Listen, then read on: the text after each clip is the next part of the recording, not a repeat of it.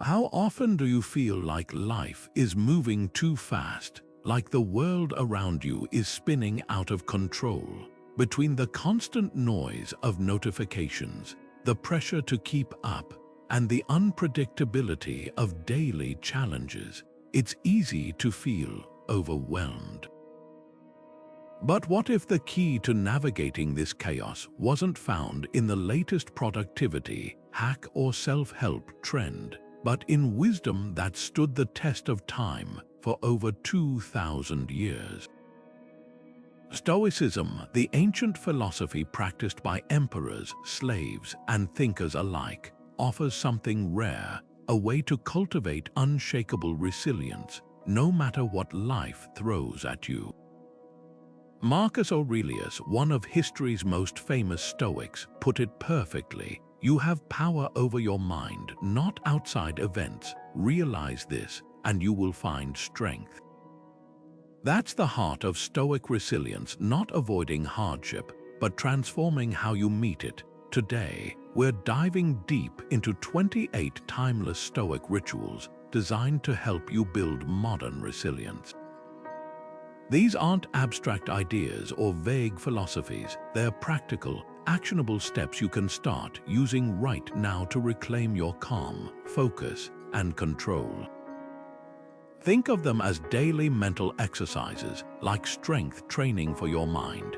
Each ritual is rooted in the same principles that guided figures like Seneca, Epictetus, and Marcus Aurelius through wars, betrayals, and personal tragedies. And here's the surprising part: these practices aren't about suppressing emotions or pretending everything's fine. They're about seeing clearly, acting wisely, and finding a steady footing even when the ground beneath you feels unstable. So why do these ancient rituals matter today? Because the chaos we face isn't so different from what the Stoics faced, only the distractions have changed. The same fears, frustrations, and uncertainties they wrestled with are the ones we grapple with now. The difference is they had a system, a way to turn obstacles into opportunities. That's what these 28 rituals offer, a blueprint for building inner fortitude in a world that often feels designed to shake it. Whether you're dealing with stress at work, personal setbacks, or just the weight of everyday life, these practices will help you respond with clarity instead of reacting in panic. Ready to discover how Stoic wisdom can transform your resilience? Let's begin. How you begin your day sets the tone for everything that follows, a truth the Stoics understood well. Their morning reflection ritual wasn't about scrolling through emails or rushing into the day's chaos. It was a deliberate pause, a moment to align their minds with purpose before the world could pull them off course. Marcus Aurelius, the Roman emperor who ruled an empire, still carved out quiet time each dawn to write in his journal.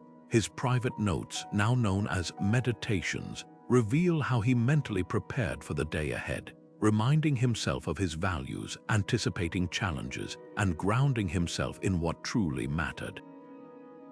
He didn't wait for adversity to strike. He rehearsed his resilience in advance. Epictetus, the former slave-turned-philosopher, put it bluntly: first say to yourself what you would be, and then do what you have to do. That's the power of morning reflection. It's not passive thinking, but active preparation. Imagine starting your day by asking yourself, what's within my control today? What could test my patience, and how will I meet it? This simple practice shifts you from reactive to proactive, turning potential stressors into opportunities to practice wisdom. Take a cue from modern leaders who have adopted this ritual. Many successful CEOs, from Silicon Valley to Wall Street, dedicate their first quiet minutes to reflection, not just planning tasks but clarifying their mindset. One executive shared how this Stoic practice helped her navigate a company crisis. By starting each morning writing down her core principles, she avoided knee-jerk reactions and made decisions aligned with her values, even under pressure. Here's how to make this ancient ritual work for you. Before reaching for your phone or diving into demands, pause. Ask yourself 3 questions. What's one challenge I might face today, and how can I grow from it? What's one thing I'm grateful for right now? And most importantly, what 3 choices can I make today to stay steady, no matter what happens? This isn't about positive thinking, it's about clear thinking. By framing your day with intention, you build resilience from the moment you open your eyes. What if you could face your fears before they happen, not to dwell on them, but to disarm their power over you? That's the heart of negative visualization, a Stoic practice called premeditatio malorum, or the premeditation of evils. Seneca, the philosopher who weathered exile, political intrigue, and personal loss, wrote extensively about this ritual. He didn't shy away from imagining worst-case scenarios. He leaned into them not out of pessimism, but to cultivate what he called the art of acquiescence. His advice: rehearse in your mind exile, torture, war, shipwreck. All the terms of our human lot should be before our eyes. For Seneca, this wasn't about fear-mongering, it was about inoculation. By confronting adversity in his imagination, he stripped it of its ability to shock him in reality. Think of it like a fire drill for the mind. When a building has regular fire drills, the actual event, though still dangerous, feels less chaotic because people have practiced their response. Negative visualization works the same way. Take something as common as a job interview. Instead of just hoping for the best, you'd mentally walk through what could go wrong: the tough questions, the technical glitches, even the rejection. But here's the twist: you don't stop at the fear, you go further, asking yourself, how would I handle it? What's the next step? This shifts your focus from anxiety to agency. One executive shared how this practice helped her recover from a failed presentation. Because she'd already visualized stumbling, she knew exactly how to regroup and pivot when it happened live. The Stoics believed that most suffering comes not from the events themselves, but from our resistance to them. By rehearsing adversity, you're not inviting it, you're building a reflex of resilience. Epictetus, born into slavery, put it bluntly: it's not what happens to you, but how you react to it that matters. That's the power of negative visualization. It turns the unknown into the familiar, so when life inevitably throws curveballs, you're not paralyzed. You've already seen them coming, so here's a challenge for you today. What's one fear you can confront in your mind right now? Maybe it's a difficult conversation you've been avoiding, a project that feels overwhelming, or even the sting of rejection. Picture it clearly, then ask yourself, what's the worst that could happen, and how would I move forward? That simple act of mental rehearsal doesn't just prepare you, it frees you. Because once you've faced the worst in your mind, everything else feels like a problem you're already equipped to solve. Not everything is in your hands, and that's okay. This simple truth sits at the core of Stoic philosophy, thanks to Epictetus, the former slave who became one of history's most influential teachers. He drew a line straight through life's chaos, separating what we can control from what we can't. Some things are within our power, he wrote, while others are not. Your opinions, your actions, your desires, these are yours to command. The weather, traffic, other people's choices. Those belong to the world, not to you. The Stoics called this the dichotomy of control, and it's not about giving up, it's about focusing your energy where it actually matters. Marcus Aurelius, the emperor who ruled Rome at its peak, put it another way: accept whatever comes to you woven in the pattern of your destiny. Imagine sitting in a traffic jam, late for an important meeting. You can't will the cars ahead to move faster, but you can choose whether to let frustration hijack your morning. That's the power of the dichotomy. It turns helplessness into clarity. One executive told me how this practice transformed her leadership during a supply chain crisis. Instead of fixating on delays she couldn't change, she redirected her team's efforts toward improving client communication, the one area where they could make a real difference. Here's where modern life twists the knife. We spend so much time agonizing over things outside our control: social media algorithms, stock market swings, even whether someone returns our text. The Stoics would call this wasted effort. Their solution: train yourself to recognize the difference between what's yours to shape and what's not. Like a sailor adjusting the sails instead of cursing the wind, resilience grows when you stop fighting tides you can't change. So here's a challenge. What's one thing you're stressing about right now that falls outside your control? Maybe it's a family member's choices, a global event, or even tomorrow's weather. Now ask yourself, what would change if I redirected that energy towards something I can influence? That shift from resistance to action is where real freedom begins. Because when you stop trying to control the uncontrollable, you unlock a surprising superpower: the ability to move through life lightly, no matter how heavy the world feels. How often do you pause to learn from your day? Most of us collapse into bed exhausted, scrolling through one last dopamine hit before sleep, letting the day's lessons slip away unexamined. The Stoics saw this as a missed opportunity, not just for rest but for growth. Seneca, in his letters to Lucilius, compared daily reflection to tending a garden. I examine my entire day and retrace all my actions and words. I conceal nothing from myself, I pass nothing by. For him, this nightly ritual wasn't about self-criticism, it was about harvesting wisdom from experience.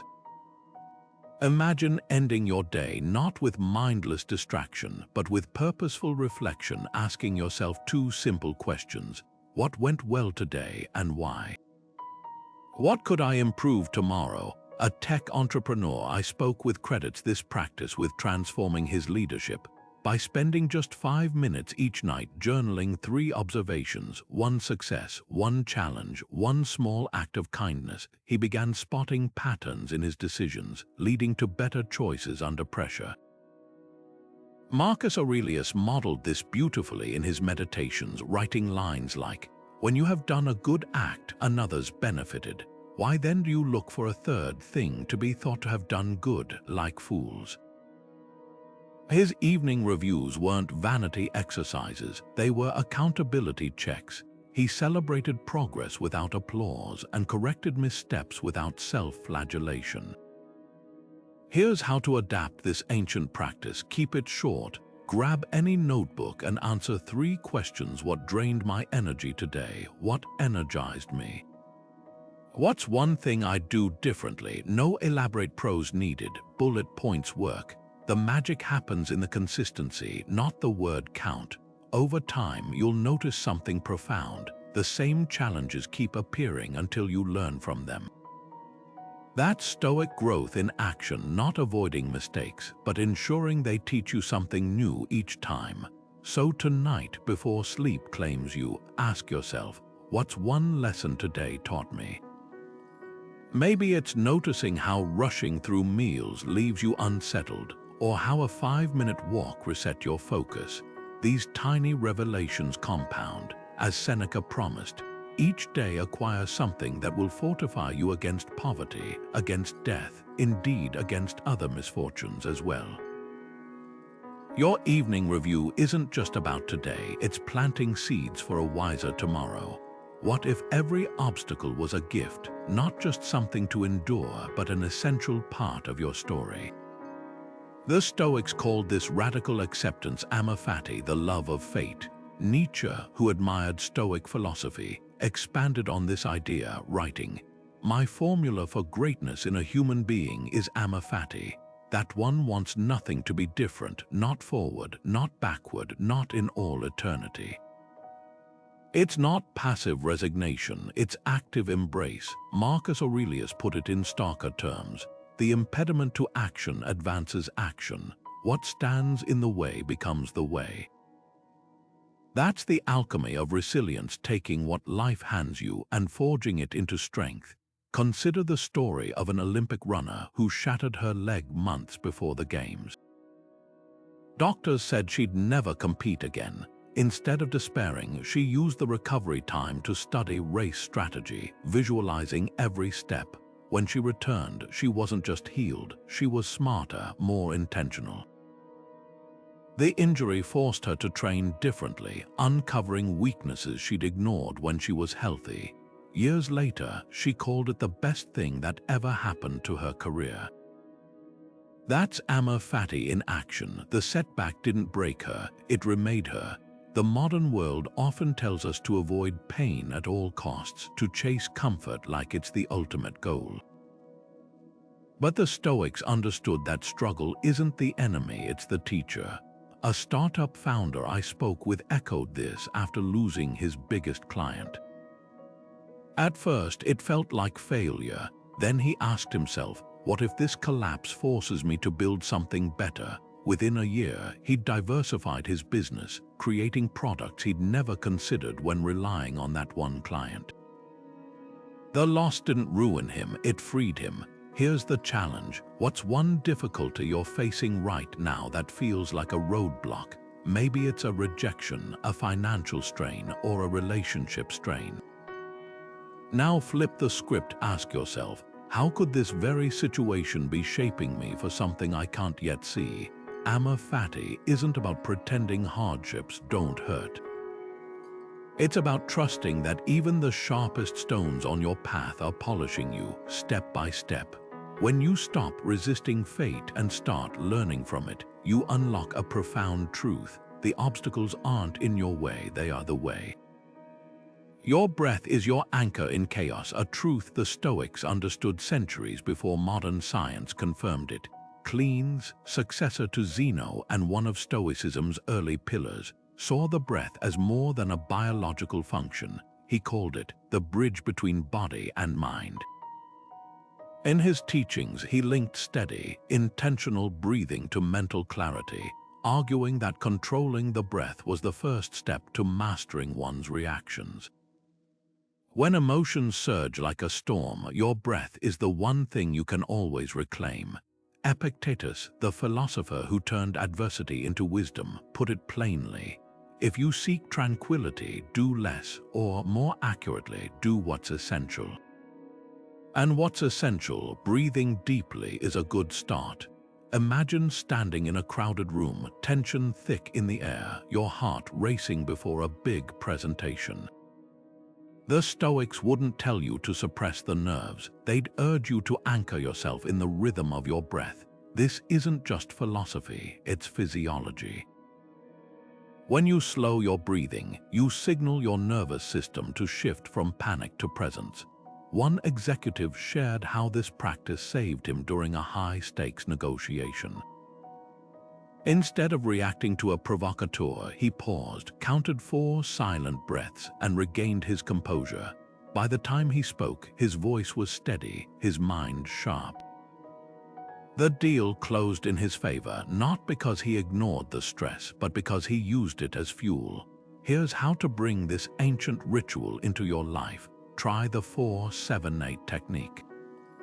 Inhale deeply for 4 counts, hold for 7, exhale slowly for 8. This isn't just a modern hack, it mirrors the Stoic emphasis on deliberate pacing. The numbers force focus, pulling you out of spiraling thoughts and into the moment. A Roman soldier might have used a similar method before battle, steadying his hands and quieting his mind amid the roar of the battlefield. So when do you most need this pause? Is it before a difficult conversation, when your temper flares, or when uncertainty clouds your judgment? The beauty of Stoic breathing is its simplicity. You don't need special tools or perfect conditions, just the willingness to stop, breathe, and remember, this breath right now is where your power begins. As Marcus Aurelius wrote, the mind adapts and converts to its own purposes the obstacle to our acting. Even something as fleeting as a single breath can become the tool that turns chaos into clarity. Why would anyone choose discomfort? At first glance, it seems counterintuitive, even foolish, to willingly embrace hardship when modern life offers endless conveniences. But Seneca, the Stoic philosopher who advised emperors, saw deliberate discomfort as mental training, calling it a test drive of adversity. He regularly practiced poverty, temporarily giving up luxuries to remind himself that true security comes from within, not from external comforts.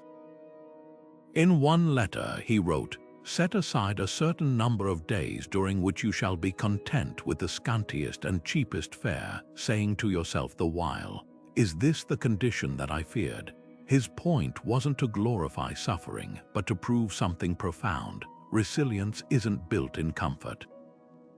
Consider how athletes train. A runner doesn't prepare for a marathon by only jogging short, easy distances. They intentionally push their limits, hills, sprints, long runs in bad weather, because they know growth happens at the edge of discomfort. The Stoics applied this same principle to the mind. By occasionally fasting, sleeping on the floor, or enduring cold showers, they strengthened their ability to adapt when life forced hardship upon them. A modern executive shared how this practice transformed her leadership during a company crisis. She'd spent months taking cold showers not for health benefits, but to practice staying calm under physical stress. When her business faced sudden financial strain, she realized the discomfort she'd voluntarily embraced had rewired her response to real pressure. "I didn't panic," she said. "I'd already learned how to breathe through the shock." This ritual isn't about punishment or asceticism. It's about rewiring your relationship with adversity. Epictetus, who was born into slavery, put it bluntly, "Difficulty shows what men are." When you voluntarily face small challenges, you're not just building tolerance, you're proving to yourself that you can handle more than you think. A college student I spoke with started taking the stairs instead of the elevator to his 10th floor dorm. At first, it felt exhausting, but over time, he noticed something unexpected. The daily climb became a metaphor for perseverance. When he faced academic setbacks, he'd remind himself, "If I can conquer those stairs, I can figure this out too." So here's the challenge. What's one small discomfort you can invite into your life today? Maybe it's leaving your phone behind during a walk, skipping sugar in your coffee, or waking up 30 minutes earlier to read instead of scroll. The goal isn't to suffer needlessly. It's to remind yourself that comfort is a choice, not a requirement. As Marcus Aurelius wrote, "The obstacle in the path becomes the path." By leaning into minor hardships now, you're preparing for life's inevitable storms with something far more powerful than optimism: proven resilience. How small are your worries in the grand scheme? Marcus Aurelius often returned to this question in his private writings, staring at the night sky to remind himself of life's fleeting scale. He called it the view from above, a mental shift that dissolves petty concerns by framing them against the vastness of time and space. In Meditations, he scribbled lines like, "Think of the substance of the whole, of which you have a very small portion." It wasn't about dismissing real problems, but recognizing their true proportion. A missed promotion or social slight might feel earth-shattering in the moment, but how much will it matter in a decade? A century, the Stoics used this cosmic lens not to minimize suffering, but to put it in perspective, like adjusting a microscope's focus until the blur sharpens into clarity. Imagine watching drone footage of your city from 10,000 feet. Cars become ants, buildings shrink to toy blocks, and the park where you had that heated argument yesterday vanishes into a green speck. That's the Stoic exercise in action, mentally ascending until the noise of daily life fades into the bigger picture. A CEO I spoke with uses this ritual before major decisions. When boardroom tensions rise, he pauses to visualize his company as a single dot on a map of global commerce. Suddenly, he said, the emergency feels more like a chess move, still important but not life or death. Marcus Aurelius took it further, stretching his gaze across millennia. Think of the abyss of time past and future in which all things vanish. He'd reflect on empires that rose and fell, generations forgotten to history, even the stars themselves burning out. This wasn't pessimism, it was liberation. By confronting the temporary nature of everything, he freed himself from clinging too tightly to any single outcome. A musician who nearly quit after a bad review described how this practice changed her mindset. She began picturing her career as one note in humanity's endless symphony.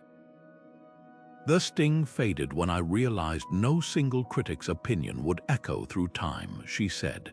Only the music had that chance, so I focused on making it timeless. Here's the challenge. What's one stressor that feels overwhelming today?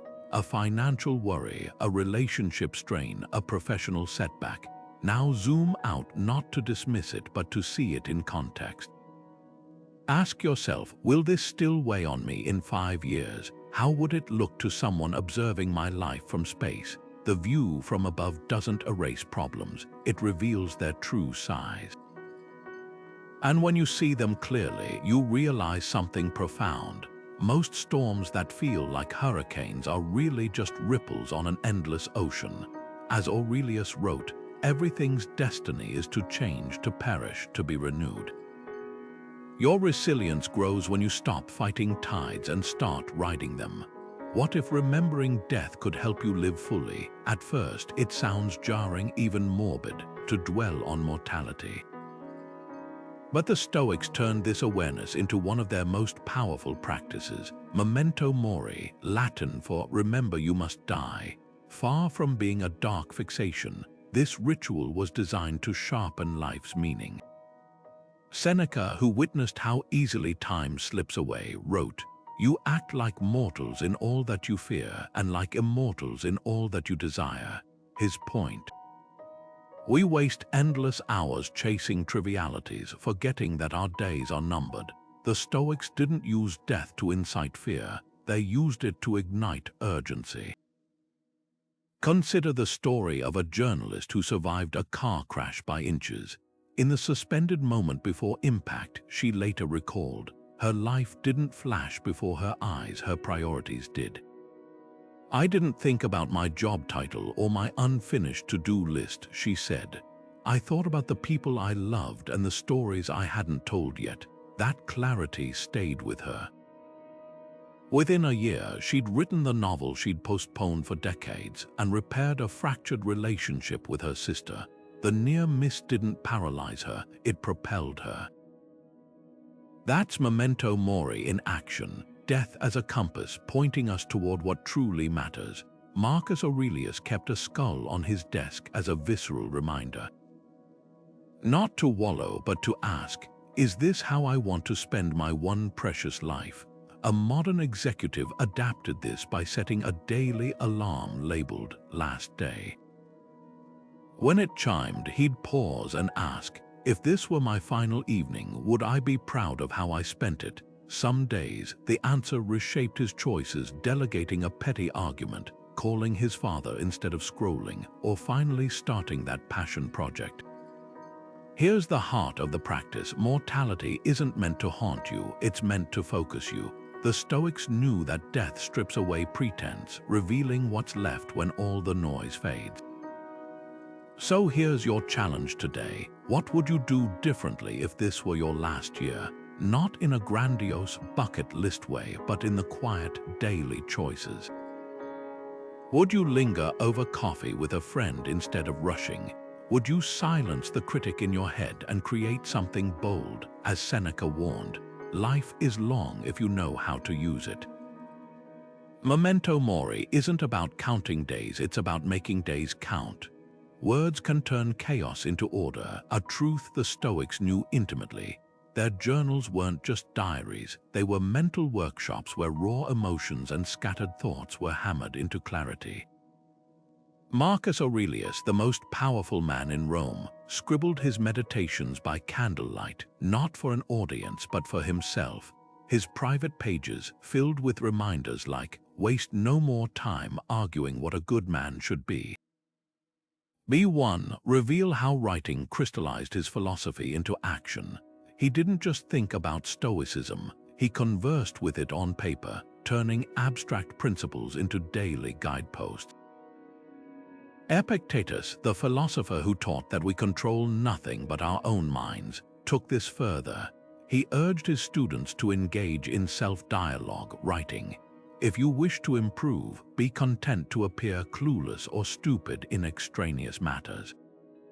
The act of putting pen to paper forces you to slow down, to interrogate your own assumptions. Imagine arguing with yourself, not in circles of worry, but with the precision of a lawyer cross-examining faulty logic. A modern therapist I spoke with uses this method with clients, calling it thought archaeology. One patient struggling with perfectionism wrote down her self-criticisms, then challenged each one with evidence. The page became a courtroom where irrational fears lost their power under scrutiny. Here's how to adapt this ancient tool. Every evening, answer 3 questions. What did I assume today that wasn't true? Where did I act from fear instead of wisdom? What's one small proof I'm stronger than I think? The magic isn't in the length but the honesty. A tech founder shared how this practice helped him navigate a failed product launch. By journaling not just the facts but the stories he was telling himself, "I'm a fraud. The market hates me," he spotted patterns. Over time, his entries shifted from self-blame to strategic analysis. The chaos of failure became data, and data became growth. So what's one thought you need to unpack on paper? Maybe it's the nagging belief that you're not ready for that promotion, or the resentment you've been carrying like a stone in your pocket. Write it down, then ask, is this fact or fiction? What would I tell a friend who said this? The page doesn't judge, it reflects. And in that reflection, you'll find what the Stoics did. Clarity isn't given, it's forged, one honest word at a time. What if you woke up tomorrow with only the things you paused to appreciate today? That question cuts to the heart of preemptive gratitude, a Stoic practice that trains us to savor what we have before life threatens to take it away. Epictetus, who knew firsthand how quickly fortune could change, warned his students, "He is a wise man who does not grieve for the things which he has not, but rejoices for those which he has." This wasn't hollow optimism, it was strategic contentment. By deliberately noticing and valuing the ordinary, a meal, a conversation, even the ability to draw breath, we inoculate ourselves against the hunger for more that leaves us perpetually unsatisfied. Modern science backs this ancient wisdom. A landmark study from the University of California found that participants who kept weekly gratitude journals reported better sleep, lower stress levels, and even stronger immune function compared to those who focused on hassles or neutral events. But the Stoics went further than just listing blessings, they practiced anticipatory loss. Seneca wrote letters envisioning the death of friends, not to dwell on morbidity, but to shake himself awake to their preciousness while they were still present. One executive shared how this mindset transformed his morning commute. Instead of resenting traffic, he began viewing each red light as a chance to notice the sunrise or reflect on his children's laughter from that morning. The same stretch of road became a different experience entirely. Here's how to cultivate this perspective. Each night, name 3 mundane gifts you typically overlook. The water pressure in your shower, the neighbor who waves hello, the fact that your body carried you through another day. Then ask yourself, how would my day change if these vanished tomorrow? A teacher who survived a house fire told me she now finds joy in the sound of her kettle whistling, a sound she'd barely registered before losing her home. That's preemptive gratitude in action, not waiting for loss to reveal what matters, but choosing to see it now. So here's your challenge. What's one ordinary miracle in your life right now, something so commonplace you've stopped seeing it as a gift? Maybe it's the weight of your favorite blanket, the way sunlight slants through your window in the afternoon, or the quiet moment when the house is still.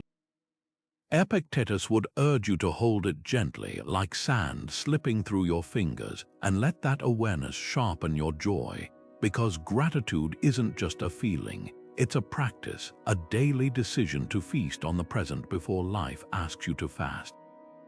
What's standing in your way might be the way. That's the paradox at the heart of one of Stoicism's most powerful principles. The idea that obstacles aren't just hurdles to overcome, but raw material for growth. Ryan Holiday's book The Obstacle is the Way revives this ancient Stoic concept, showing how figures from Edison to Eisenhower transformed setbacks into stepping stones. But this wisdom stretches back centuries. Marcus Aurelius, ruling an empire plagued by war and plague, wrote, "The impediment to action advances action." What stands in the way becomes the way. Notice the wording, not in spite of the obstacle, but because of it. That shift in perspective changes everything. Take the story of a tech startup that lost its entire database to a cyber attack. Instead of folding, the team used the crisis to rebuild from scratch, this time with tighter security and a more user-friendly design. A year later, they credited the breach with forcing innovations they'd been too busy to prioritize. The founder likened it to a forest fire. The flames wiped out the old growth, but the soil became richer for what came next. That's the essence of the obstacle is the way, not just resilience but reinvention. The Stoics knew adversity reveals what comfort hides. A ship's strength isn't proven in calm seas but in storms. Epictetus, who turned the trauma of slavery into timeless philosophy, put it bluntly, "Difficulties show men what they are." Modern psychology confirms this. Studies on post-traumatic growth show that people who navigate crises often emerge with greater clarity, stronger relationships, and renewed purpose. The obstacle doesn't just test you, it reshapes you. So here's the challenge. What's one barrier in your life right now that you've been resisting? Maybe it's a rejected proposal, a strained partnership, or even a personal limitation. Now ask, how could this very obstacle be redirecting you towards something better? A chef who lost his sense of taste to COVID pivoted to food photography, discovering a talent he'd never considered. A writer whose manuscript was rejected a dozen times used the feedback to craft a sharper voice that eventually landed a bestseller. Marcus Aurelius offered a mantra for moments like these: adapt yourself to the things you've been assigned. That doesn't mean passive acceptance, it means creative engagement. The boulder in your path isn't just something to climb over, it's material to build with. So what will you construct from yours? Between stimulus and response, there's a space, claim it. This tiny gap is where Stoic resilience takes root, where reactions become responses, and where chaos meets clarity. Epictetus, the philosopher who turned adversity into wisdom, called this the discipline of ascent, the practice of pausing before letting external events dictate your inner state. His teaching was simple but radical. It's not what happens to you, but how you interpret what happens that matters. That split-second pause, that's your power zone. Seneca, who wrote extensively on anger, knew this space well. He compared unchecked reactions to falling down a staircase. Once the first step is taken, momentum takes over. The greatest remedy for anger is delay, he advised. Give yourself time. Modern neuroscience backs this up. When emotions flare, the amygdala hijacks the prefrontal cortex, the brain's reasoning center. But a deliberate pause, even just 3 breaths, can restore balance. Consider a manager who received a blistering email from a client. His first instinct was to fire back a defensive reply. Instead, he applied the Stoic pause, stepping away, scribbling his raw thoughts on paper never sent, then returning an hour later to craft a solution-focused response. The result, not only did he salvage the relationship, but the client later admitted the measured reply built more trust than any quick apology could have. That's the pause in action, turning heat into light. So where do you most need to insert this space? Is it when your child spills milk for the third time before breakfast? When a colleague takes credit for your idea? Or maybe when you're staring at a blinking cursor, paralyzed by self-doubt? The Stoic pause isn't about suppressing emotion, it's about creating room to choose your next move. Like a chess player resisting the urge to grab the first obvious piece, resilience grows in those quiet moments between what happens and what you do about it. Epictetus offered a litmus test. If someone succeeds in provoking you, realize that your mind is complicit in the provocation. The pause is where you withdraw that complicity. It's the breath before the word, the stillness before the storm, the moment you reclaim your sovereignty, because in that space no one else gets to write your story, only you do. Whose approval are you chasing and why? That question cuts to the heart of a critical Stoic distinction, character versus reputation. Marcus Aurelius, the emperor who could have basked in endless praise, wrote in his private journal, "It never ceases to amaze me. We all love ourselves more than other people, but care more about their opinion than our own." The Stoics called this the paradox of external validation. We sacrifice our inner compass to chase applause that fades before the echo does. Think of reputation like social media likes, a fleeting currency that demands constant performance. You tailor your posts, filter your thoughts, and measure your worth in digital thumbs-ups, but character, that's the unedited draft of your soul, the one you write when no one's watching. Epictetus, born into slavery and thus immune to the luxury of caring what others thought, put it bluntly, "If anyone tells you that a certain person speaks ill of you, don't make excuses. Reply, he must not know my other faults, or he wouldn't have mentioned only these." That's Stoic indifference to opinion, not arrogance, but liberation. A modern executive shared how this mindset changed her leadership. Early in her career, she'd obsess over employee surveys, tweaking her style to please everyone. Then she read Marcus Aurelius' line, "Waste no more time arguing what a good leader should be one." She stopped shaping decisions by consensus and started acting on principle even when it was unpopular. Surprisingly, morale improved. People respect consistency more than pandering. She realized, here's the litmus test. What's one thing you'd do today if no one judged you? Maybe it's wearing what you truly love, not what's trendy, or admitting you don't know something instead of faking expertise. The Stoics weren't advocating recklessness, they were urging alignment.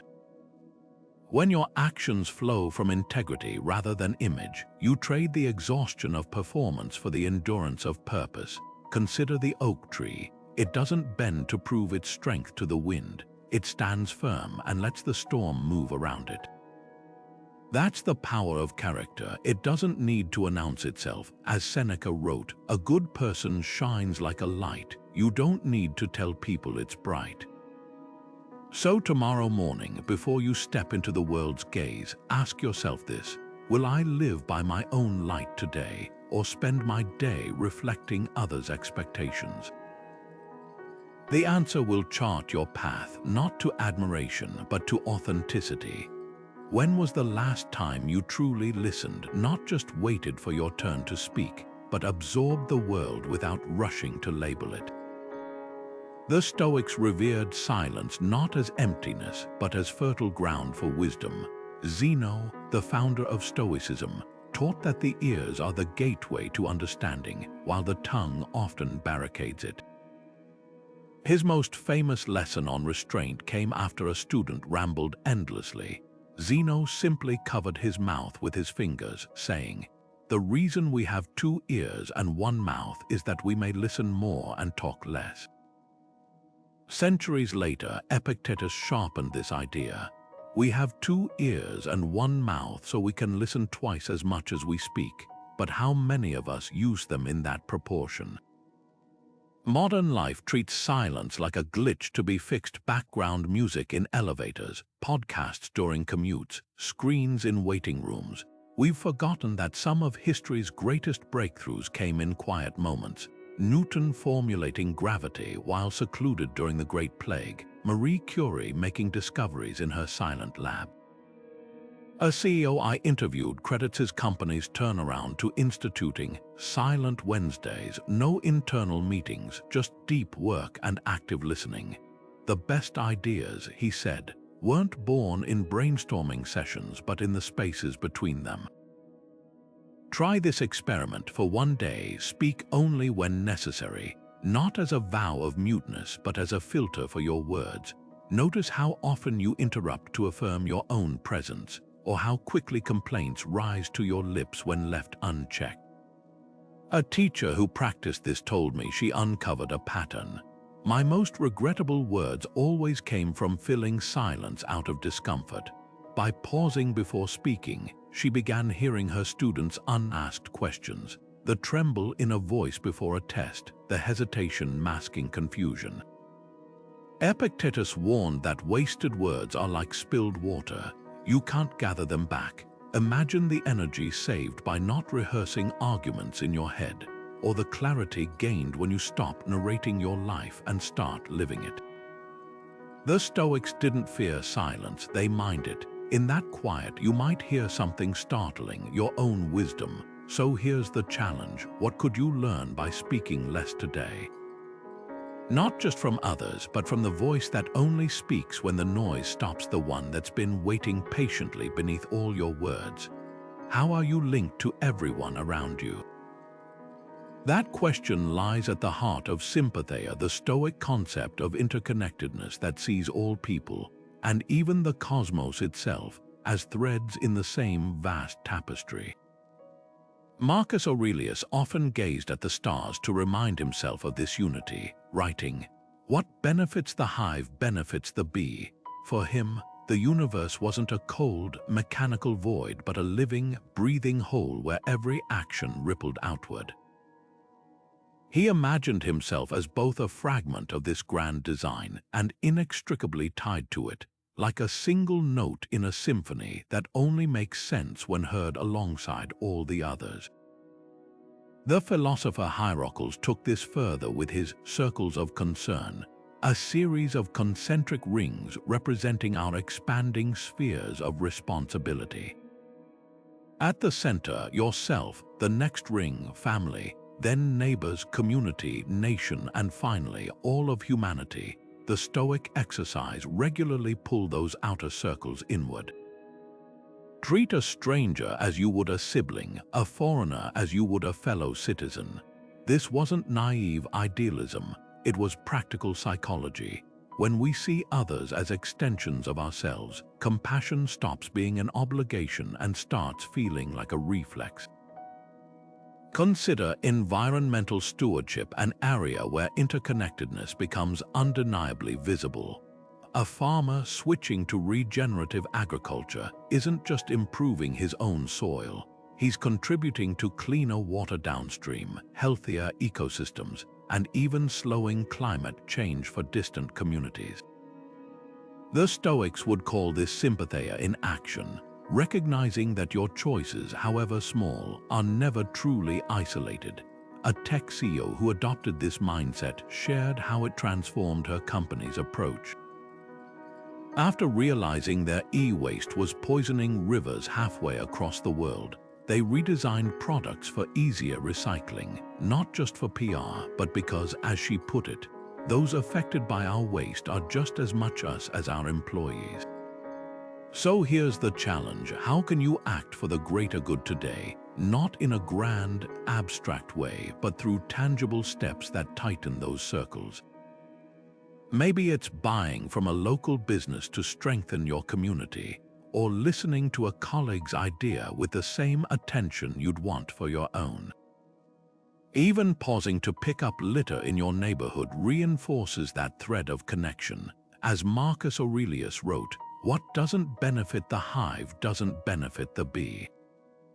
Your resilience grows when you stop seeing yourself as an isolated individual weathering storms alone, and start feeling the strength of the entire web holding you up. You are what you feed your mind, a truth the Stoics understood centuries before the age of information overload. Seneca, who wrote extensively about guarding mental space, warned, "Be careful, however, lest this reading of many authors and books of every sort may tend to make you discursive and unsteady." His letters reveal a man who valued depth over breadth, urging his friend Lucilius to linger among a limited number of master thinkers and digest their works. This wasn't anti-intellectualism, it was intellectual hygiene.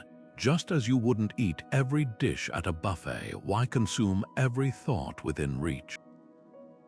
Epictetus took this further with his famous metaphor of the mind as a fortress. Your mind is like a water glass. Whatever you pour in, no matter how small the amount, changes its contents. He challenged his students to audit their mental inputs as rigorously as a chef inspects ingredients. Imagine applying that standard today. Would your late night scrolling pass Epictetus' inspection? Would the sensational headlines or gossip-filled podcasts make the cut? A financial analyst I spoke with credits this practice with saving his focus during market chaos. He replaced reactive news binges with morning sessions of Marcus Aurelius and quarterly industry deep dives. The noise didn't disappear, he said, but my attention stopped being its hostage. Consider your current wisdom diet. What percentage nourishes versus numbs? The Stoics advocated for what we might now call intentional consumption, curating inputs that align with growth rather than distraction. Seneca's letters often included reading prescriptions tailored to specific struggles: Homer for courage, Cicero for civic duty, Epicurus for pleasure's paradox. He wasn't building a library, he was assembling a toolkit. Here's a challenge. For 1 week, track your mental inputs like a nutritionist tracking macros.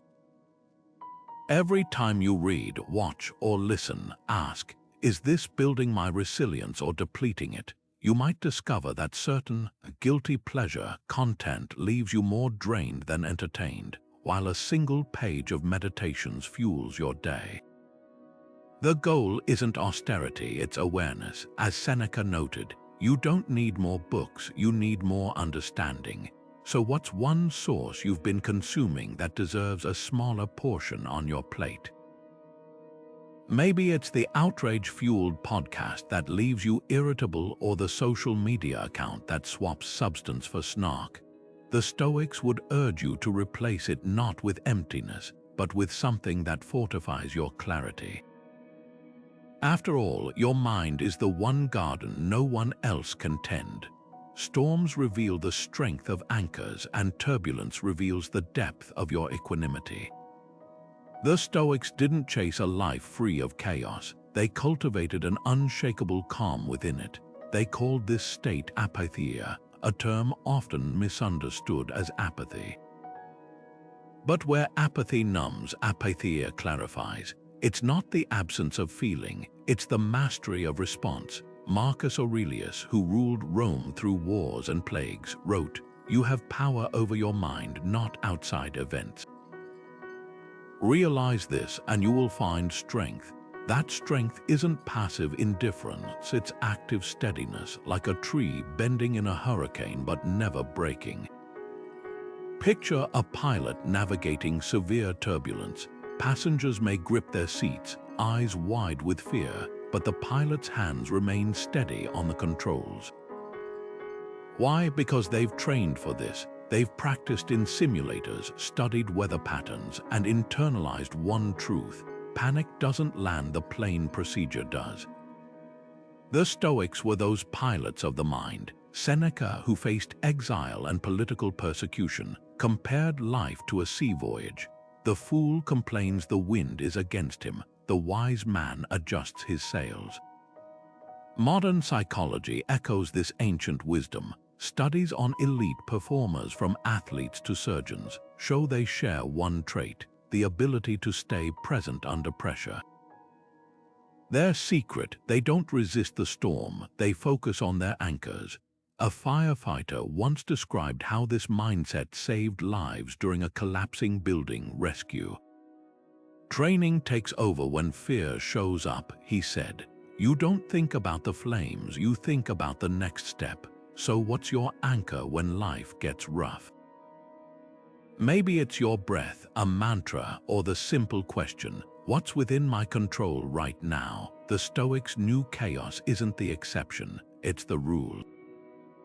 And your resilience isn't measured by how still the water is, but by how steady you remain when the waves come. As Epictetus put it, it's not what happens to you, but how you hold yourself through it that writes your story. That's the art of equanimity, not avoiding the storm, but learning to dance in the rain. Who guides your moral compass? The Stoics didn't just admire virtue, they studied it in flesh and blood exemplars, real people whose choices lit the path forward. Cato the Younger, the Roman senator who chose death over surrendering his principles to Julius Caesar, became the ultimate Stoic role model. Seneca called him the perfect man, and even centuries later, thinkers like George Washington kept portraits of Cato in their offices as a daily reminder of integrity. But here's what made Cato so compelling to the Stoics. He wasn't flawless. He was stubborn, sometimes to a fault. Yet his unwavering commitment to justice, even when it cost him everything, turned his life into a living textbook on courage. Epictetus, who often taught through vivid examples, urged his students to choose mentors carefully. If you want to improve, be content to be thought foolish and stupid with regard to externals. Wish to seem to know nothing. He wasn't advising blind hero worship, but selective emulation. Study how your role model handles adversity, not just their triumphs. A modern entrepreneur shared how this practice reshaped her leadership. Instead of idolizing a CEO's success, she studied how they navigated failure, how they apologized after mistakes, treated employees during layoffs, or recalibrated after public criticism. Role models aren't statues, she said. They're mirrors showing who you could become at your best. History offers countless such mirrors. Take Thich NH1A5 TH1A1 NH, the Vietnamese monk who turned exile into an opportunity to spread mindfulness worldwide. Or Malala Yousafzai, who transformed trauma into advocacy for education. But role models don't need fame, they need integrity. Maybe yours is a grandparent who radiated kindness despite hardship, or a co-worker who speaks truth even when it's uncomfortable. The Stoics would argue it's not about finding someone perfect, but someone whose virtues highlight your own potential. So here's your challenge. Whose qualities do you want to weave into your life? Is it Marcus Aurelius' calm in chaos, your friend's generosity when no one's watching, or perhaps a public figure's relentless curiosity? Write down 3 traits you admire most in them, then ask, what's one small way I can practice one of these today? As Epictetus reminded us, you aren't born with virtues, you choose them one action at a time. Your role model isn't someone to idolize, but a compass pointing toward the person you're capable of becoming. What are you really hungry for? That question goes beyond the plate. It probes the deeper cravings that shape your days. The Stoics approached consumption with surgical precision, whether it was food, information, or experiences. Musonius Rufus, the philosopher who argued that simple meals cultivate discipline, wrote, "We should eat to live, not live to eat." He saw moderation not as deprivation, but as liberation from the tyranny of endless wanting. Imagine applying that lens to modern life, scrolling feeds until your eyes ache, binge watching shows you don't even enjoy, or filling shopping carts to numb stress. Seneca put it starkly, "It is not the man who has too little, but the man who craves more who is poor." Consider the practice of a journalist who deleted all social media apps for a month. Instead of filling spare moments with infinite scrolling, she carried a notebook to jot down observations about people, ideas, even her own thoughts. What began as a detox became a revelation. I realized I'd been snacking on digital crumbs when what I really wanted was a meaningful meal for my mind. That's Stoic minimalism in action, curating inputs that nourish rather than numb. The same principle applies to food. A nutritionist I spoke with uses Stoic philosophy with clients struggling with emotional eating. Before reaching for snacks, they ask, "Am I feeding hunger or avoiding something harder to digest?" It echoes Seneca's advice to his friend Lucilius. You should eat only to relieve hunger, drink only to quench thirst. This isn't about rigid rules, it's about reclaiming choice from impulse. So here's the challenge. What's one thing you can consume more mindfully today? Maybe it's noticing when you open your phone out of habit rather than purpose, or savoring each bite of a meal instead of eating while distracted. Musonius believed that mastering small appetites trains us for greater self-command. As he taught, how can a man rule others if he cannot rule himself? Your plate and your screen aren't just about what you take in, they're mirrors reflecting what you truly value. How many of your friends make you better, not just happier in the moment, but wiser, stronger, more aligned with your best self? The Stoics measured friendship not by laughter shared or favors exchanged, but by moral elevation. Seneca's letters to Lucilius overflow with this distinction. Ponder for a long time whether you shall admit a given person to your friendship, he wrote. But when you have decided to admit him, welcome him with all your heart. Notice the two-step test: rigorous vetting followed by wholehearted commitment. This wasn't about collecting acquaintances, it was about cultivating allies for the soul. Epictetus took it further with his razor-sharp clarity. Tell me who you spend time with, and I'll tell you who you are. He compared friendships to coals in a fire. Cluster them close, and they burn brighter. Spread them apart, and each grows cold. A modern executive shared how this insight transformed her social circle. She began evaluating relationships not by longevity or convenience, but by a simple question: do I leave this person's presence feeling drained or charged? Within months, she'd phased out gossip-filled lunches in favor of walks with a mentor who challenged her thinking. Here's where Stoic friendship gets radical. It requires pruning. Just as a gardener removes diseased branches to save the tree, you must sometimes sever ties that undermine your growth. Seneca warned of friendships that are really transactions in disguise. Those who approach you with flattery or favors are like beautiful poisons, pleasing to the eye, corrosive to the core. One therapist I spoke with uses this principle with clients, asking them to list people who consistently trigger their worst impulses: the chronic complainer who fuels negativity, the frenemy who masks jealousy as humor. The prescription: gradual detachment, not dramatic confrontation. So who deserves more of your time and who less? Maybe it's the colleague who listens without judgment when you doubt yourself, or the childhood friend who still brings out your playful side. Or perhaps it's making space for someone unexpected: a neighbor, a book club member whose quiet wisdom you've overlooked. As Marcus Aurelius wrote, the best revenge is to be unlike him who performed the injury. The Stoic version: the best friendship is to become more like those who help you grow. Your circle isn't just company, it's curriculum. Choose teachers, not just teammates. Why do we resist what's inevitable? That tension clinging to permanence in a world built on flux is at the core of human suffering. The Stoics didn't just acknowledge change, they revered it, thanks in part to Heraclitus, the ancient philosopher who famously declared, "No man ever steps in the same river twice." His vision of reality as perpetual flow deeply influenced Stoic thought, transforming what many fear into a source of liberation. Marcus Aurelius expanded this in Meditations, writing, "Fame, riches, pleasures, they're all fleeting.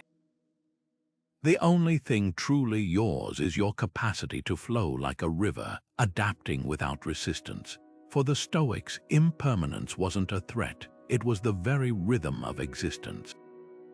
Consider the story of a corporate lawyer who spent years dreading the automation threatening her field. Instead of fighting the tide, she began studying legal tech, eventually pioneering software that streamlined contract review. What seemed like an ending became a reinvention, one that tripled her impact while freeing her from repetitive work. "I realized I wasn't losing my career," she said. "I was being handed a chance to redefine it." That Stoic acceptance in action, seeing change not as loss but as evolution's necessary friction. Nature offers the purest metaphor for this wisdom. A tree doesn't mourn its fallen leaves, it prepares for spring. A river doesn't resist carving a new path when blocked by boulders, it flows around them, shaping the landscape as it goes. The Stoics observed these patterns and asked, why should humans, alone among nature's creations, demand exemption from transformation?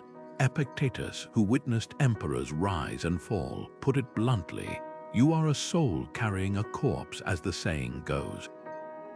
Why cling to what's already decaying? So here's the challenge. What change are you fighting that you could accept? Maybe it's aging, a relationship shifting form, or an industry trend rendering old skills obsolete. The Stoics would urge you to interrogate that resistance. Is it protecting something vital or merely delaying the inevitable? A musician who lost hearing in one ear didn't abandon his craft. He pioneered new techniques for mono-aural composition, creating sounds no fully hearing artist had imagined. His limitation became his signature. As Heraclitus observed, change is the only constant. The question isn't whether you'll encounter it, but whether you'll let it erode you or sculpt you into something stronger.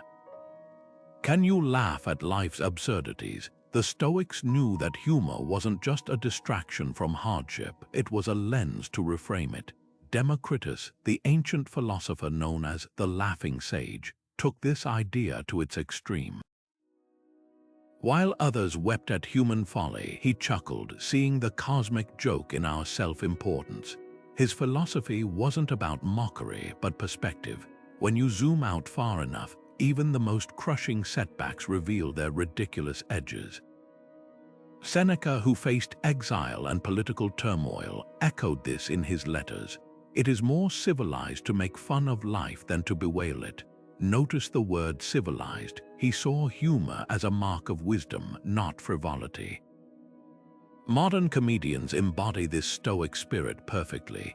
Take the late Norm Macdonald's approach to cancer. "I'm pretty sure I'm dying, but I'm not real sure because I don't Google anything." That punchline isn't denial, it's defiance. By laughing in the face of mortality, he stripped it of its terror, much like the Stoics did with Memento Mori. A veteran stand-up comic once told me, "The best jokes about pain aren't escapes, they're transformations. You take the thing that could break you and turn it into fuel." That's Stoic humor in action, alchemizing suffering into something lighter without pretending it doesn't hurt. Even Marcus Aurelius, the solemn emperor, had his moments of levity. In Meditations, he wrote, "Soon you'll be ashes or bones, a mere name at best, and even that just a murmur. Dark, sure, but there's a wink in there too, a reminder not to clutch too tightly to titles or trophies that'll fade to whispers." The Stoics didn't use humor to avoid reality. They used it to confront reality with clearer eyes. So here's your challenge. What's one thing you can laugh about today? Maybe it's the irony of spilling coffee right after you've cleaned your shirt, or the absurdity of arguing with a malfunctioning printer. Even in deeper struggles, a failed project, a bruised ego, ask yourself, what's the ridiculous thread in this? Not to minimize the pain, but to remind yourself that life's script often veers into satire. As Epictetus might say, you're not the star of the drama, you're the audience too. And sometimes the best way to endure the plot twists is to lean back and chuckle at the playwright's audacity. Is your phone a tool or a tyrant? That question cuts to the heart of digital minimalism through a Stoic lens. Epictetus' control principle, distinguishing what's ours to command from what isn't, applies perfectly to the pings and pop-ups demanding our attention. Every notification is a tiny test. Will you let external triggers dictate your focus or reclaim your agency? Seneca saw this centuries before smartphones, warning, life is long if you know how to use it. Yet how much of ours slips through our fingers, lost to endless scrolling? The average person spends over 4 hours daily on their device, time Seneca would call stolen not by thieves, but by our own unchecked habits. Consider the executive who turned his lunch break into a screen-free sanctuary. No emails, no news, just 20 minutes watching sparrows dart between tables or scribbling ideas on a napkin. At first, withdrawal itched like a phantom limb. Within weeks, he noticed something unexpected. Clarity returned, decisions sharpened. The constant hum of digital static faded, leaving space for what Seneca prized. Leisure without study is death. His phone hadn't changed, his boundaries had. Here's the Stoic challenge: carve one screen-free hour today, not as deprivation, but as rebellion against attention hijacking. Use it to walk without podcasts, cook without tutorials, or simply sit with your thoughts like Marcus Aurelius did at dawn. Notice what surfaces when the noise stops. The ideas, the anxieties, the creative sparks usually drowned out by dopamine hits. Now ask yourself, what digital habit would a Stoic delete? Maybe it's the reflex to check metrics first thing, or the apps that trade hours for hollow validation. Epictetus would urge you to audit your screen time like a strict accountant. Does this serve my purpose or dilute it? The goal isn't abandoning technology, but mastering it, transforming your device from a slot machine into a chisel, shaping time rather than shredding it. As Seneca wrote, until we have begun to go without them, we fail to realize how unnecessary many things are. Your attention isn't just another resource, it's the canvas of your life. Who gets to paint on it? How does generosity make you free? At first glance, giving seems to diminish your resources, whether time, money, or energy. But the Stoics saw it as an act of liberation. Marcus Aurelius, who ruled an empire yet slept on the ground to avoid decadence, wrote, "What injures the hive injures the bee." For him, service wasn't optional, it was the price of being human. Every loaf of bread shared, every ear lent to someone's struggle, every small act of kindness was a thread weaving him deeper into the fabric of collective existence. And in that weaving, he found an unexpected paradox. The more he gave, the less he needed. Seneca, one of Rome's wealthiest men, tested this principle relentlessly. He argued that money's sole purpose was to be a tool for honorable action, comparing hoarded wealth to a ship's anchor, left to rust on dry land, useless until it served its function. His letters overflow with examples of philanthropists who discovered that generosity didn't shrink their lives but expanded them. One merchant, after anonymously paying a neighbor's medical debt, confessed to Seneca, "I thought I was lightening his burden, but it was my own that lifted." Modern science echoes this ancient wisdom. Studies show that donating activates the same brain regions as receiving rewards, while chronic self-focus correlates with anxiety. But the Stoics went further. They framed giving as duty, not just dopamine. Consider the micro-donation movement, where people commit to small, daily acts, buying a meal for a homeless person once a week, or donating spare change to literacy programs. These aren't grand gestures, but consistent reminders that abundance isn't measured by what we hold, but by what flows through us. So here's your challenge. Who can you help today, no matter how small the act? Maybe it's praising a coworker's overlooked effort, or leaving a book you've finished in a public space with a note for the next reader.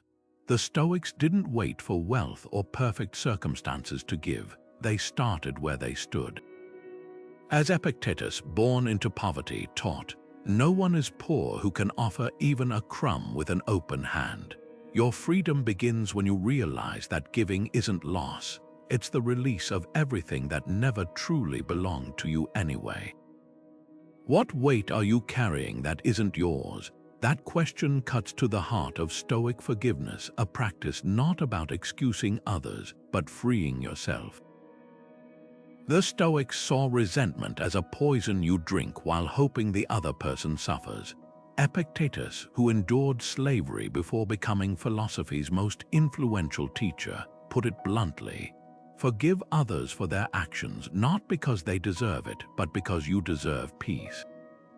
Notice the shift. Forgiveness isn't moral charity, it's strategic self-care. Imagine holding a hot coal in your hand, waiting to throw it at someone. The longer you clutch it, the deeper it burns you. That's the baggage metaphor in action. Grudges aren't just emotional weight, they're self-inflicted wounds. Consider the executive who spent years seething over a colleague's betrayal. The rival had moved on, thriving in a new role, while she remained trapped in endless mental replays of the incident. It wasn't until she stumbled upon Marcus Aurelius' line, "The best revenge is to be unlike him who performed the injury," that something clicked. She realized her bitterness wasn't punishing her former colleague, it was narrowing her own world. The day she wrote the letter she'd never send, then burned it, she described feeling physically lighter, as if she'd dropped a backpack full of stones she didn't realize she'd been carrying. Modern psychology validates this ancient wisdom. Studies show chronic anger correlates with higher blood pressure, weakened immunity, even memory loss. But the Stoics went further. They framed forgiveness as power, not weakness. When you release a grudge, you're not saying the offense didn't matter. You're declaring it no longer controls you. A veteran conflict mediator shared how this mindset transforms negotiations. The moment someone shifts from "they wronged me" to "I'm choosing my next move," the energy changes. They stop being a prisoner of the past and start shaping the future. So here's the challenge. What grudge can you set down today? Not because the other person has earned absolution, but because you've earned your freedom. Maybe it's the neighbor who never apologized for the damaged fence, the parent who favored your sibling, or even your younger self for choices you can't undo. Try this Stoic exercise. Write the grievance on paper, then ask, how has holding this served me?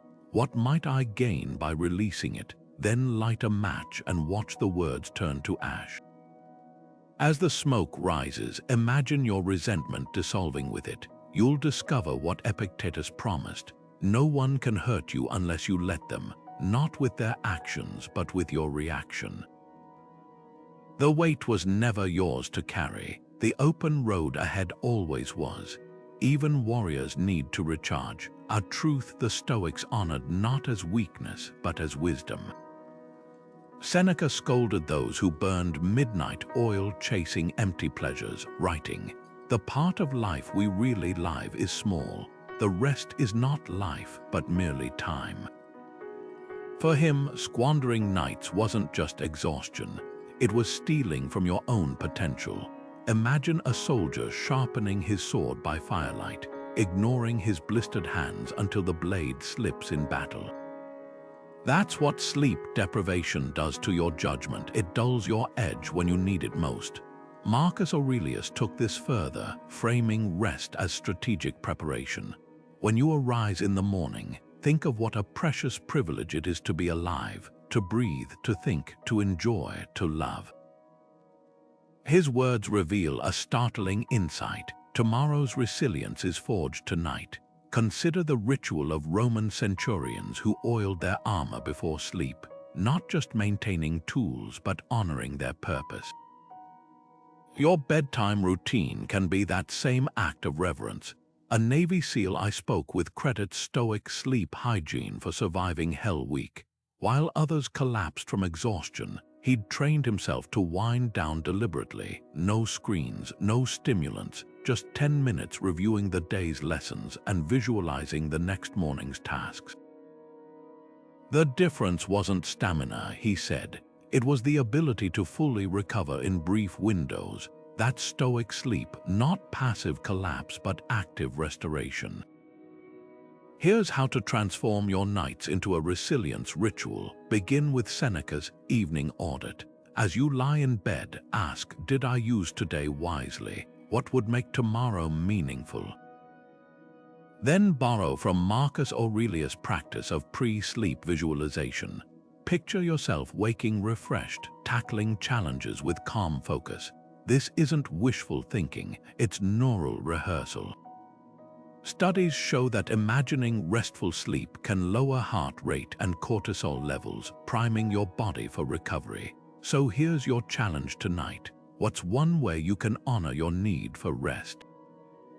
Maybe it's silencing notifications an hour earlier, or swapping doom scrolling for a page of philosophy.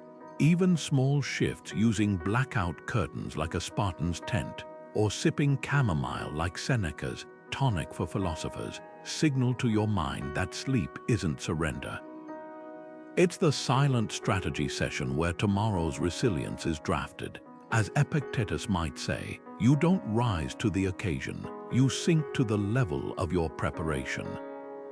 And sometimes the wisest preparation is closing your eyes. These 28 rituals are more than ancient wisdom, they're a modern survival kit for the soul. Each practice, from morning reflections to preemptive gratitude, from negative visualization to purposeful rest, forms a thread in the tapestry of Stoic resilience. But let's be clear, this isn't about bottling up emotions or pretending life doesn't hurt. It's about forging the mental tools to meet pain without being shattered by it. Think of these rituals as a blacksmith's workshop for your mind. Every swing of the hammer, every turn of the forge, strengthens your capacity to shape challenges rather than be shaped by them. Consider how far we've come. You've learned to greet the dawn with intention, to stare down worst-case scenarios without flinching, to find freedom in accepting what you can't change. You've discovered how breathing can be an anchor, how discomfort can be a teacher, and how even death itself can become a compass pointing toward what matters. These aren't abstract ideas, they're battle-tested strategies proven by emperors and slaves, philosophers and warriors, all seeking the same unshakable core. Epictetus, the philosopher who turned personal suffering into universal wisdom, left us this final reminder. Perseverance is not a long race, it is many short races, one after another. That's the essence of Stoic practice, not perfection, but persistence. You don't need to master all 28 rituals at once. Start with one. Maybe it's the evening review to harvest daily lessons, or the view from above to shrink overwhelming worries to their true size. Perhaps it's the simple act of pausing before reacting, reclaiming that sacred space between what happens and how you respond. This is your invitation to choose just one ritual today and let it root itself in your life. Watch how it transforms ordinary moments into opportunities for growth. And when you're ready, the rest of this timeless toolkit will be here, waiting to deepen your practice. If this journey into Stoic resilience has sparked something in you, consider subscribing. Together, we'll continue exploring how ancient wisdom can light our modern path. Now, I'd love to hear from you. Which of these 28 rituals resonated most? Drop a comment below. Your insight might be the spark that guides someone else toward their own unshakable core. Remember, the goal isn't to become invincible, but to become unbreakable. And that transformation begins with a single, deliberate step.